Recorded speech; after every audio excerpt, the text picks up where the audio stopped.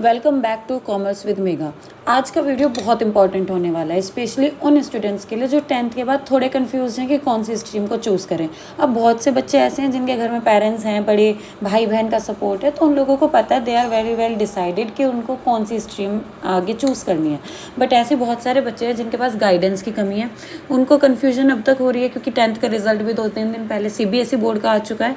तो अब बच्चे स्ट्रीम के लिए बहुत ज़्यादा कन्फ्यूज़ हो रहे हैं। तो आज का वीडियो आपके लिए हेल्पफुल है और आपके उन दोस्तों के लिए हेल्पफुल है जो आपकी तरह सेम कन्फ्यूजन में है।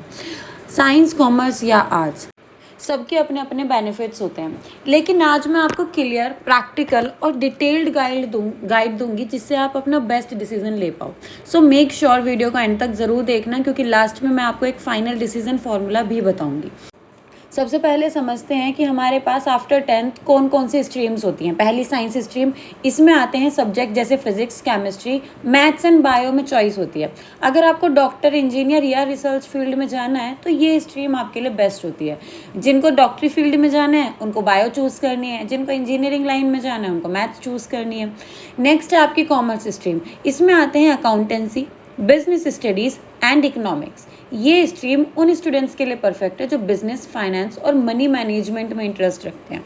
ठीक है, नेक्स्ट बात करेंगे हम आर्ट्स, जिसे हम ह्यूमैनिटीज़ भी बोलते हैं। इसमें सब्जेक्ट्स होते हैं हिस्ट्री, पॉलिटिकल साइंस, सोशोलॉजी, और इससे आप लॉ, सिविल सर्विसेज या टीचिंग फील्ड में जा सकते हो। अब इम्पॉर्टेंट बात क्या है कि कोई भी स्ट्रीम ईजी या टफ नहीं होती। राइट स्ट्रीम वही होती है जो आपके इंटरेस्ट और गोल्स के अकॉर्डिंग होती है। अब बात करते हैं कॉमर्स की, क्योंकि मेरा जो चैनल है वो कॉमर्स से रिलेटेड है, तो मैं आपको कॉमर्स के बेनिफिट्स और नुकसान दोनों ही समझा पाऊंगी।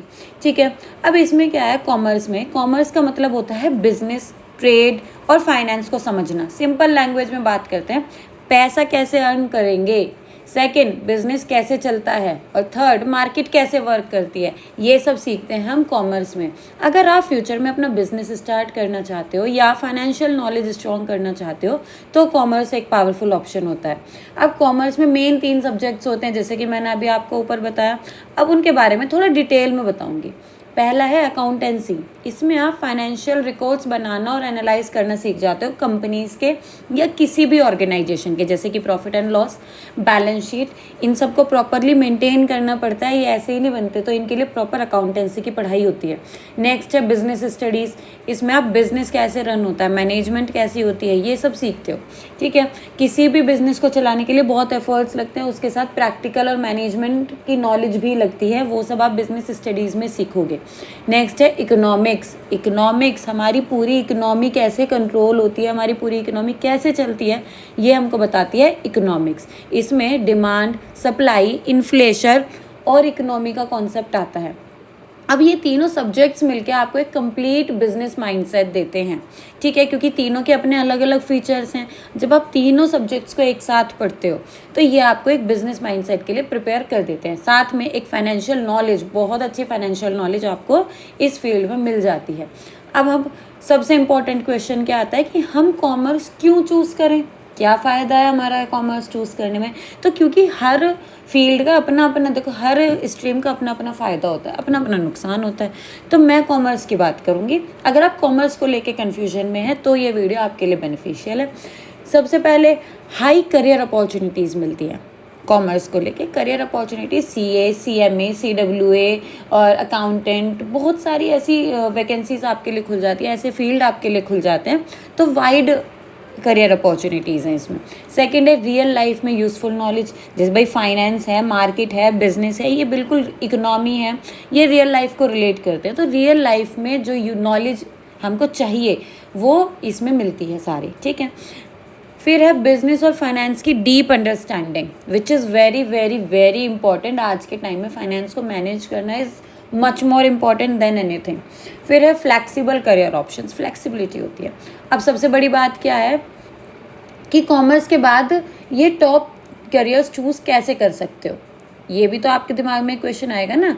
जैसे अब कौन कौन से हैं वो, CA, CS, BBA, MBA कर सकते हो अगर मैनेजमेंट में जाना है, banking and finance, stock market and investment बहुत ज़्यादा ट्रेंड में चल रहा है, स्टॉक मार्केट एंड इन्वेस्टमेंट, तो ये आपके लिए कॉमर्स स्ट्रीम से इसका रास्ता खुल जाता है। यानी कॉमर्स एक ऐसी स्ट्रीम है जिसमें ग्रोथ अनलिमिटेड होती है, there is no limit for growth in this particular stream.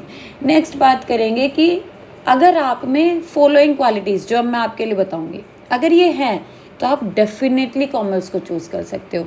Commerce हर किसी के लिए नहीं है, पर इन क्वालिटीज़ के बेस पे आप अपने आप को जज कर सकते हो। जैसे कि आपको बिजनेस या मनी में इंटरेस्ट होना चाहिए। इफ़ यू आर इंटरेस्टेड तो आप गो ऑन। अगर आपको इसमें इंटरेस्ट ही नहीं, आपको इंटरेस्ट है फिजिक्स में, केमिस्ट्री में, रिसर्च में, तो गो फॉर साइंस। अगर आपको इंटरेस्ट है IAS IPS बनने में, गवर्नमेंट जॉब लेने में, इन सब चीज़ों में, उसके लिए बेस्ट है आपके लिए ह्यूमैनिटीज़। तो आपको अपना इंटरेस्ट फाइंड आउट करना चाहिए पड़ेगा कि किस चीज़ में आपको ज़्यादा इंटरेस्ट है, आप स्ट्रीम उसी के बेस पे चूज़ कर सकते हो। ठीक है, नेक्स्ट है आप प्रैक्टिकल चीज़ें सीखना चाहते हो या नहीं। अगर आपको थ्योरिकल नॉलेज लेनी है तो फिर गो फॉर ह्यूमैनिटीज़।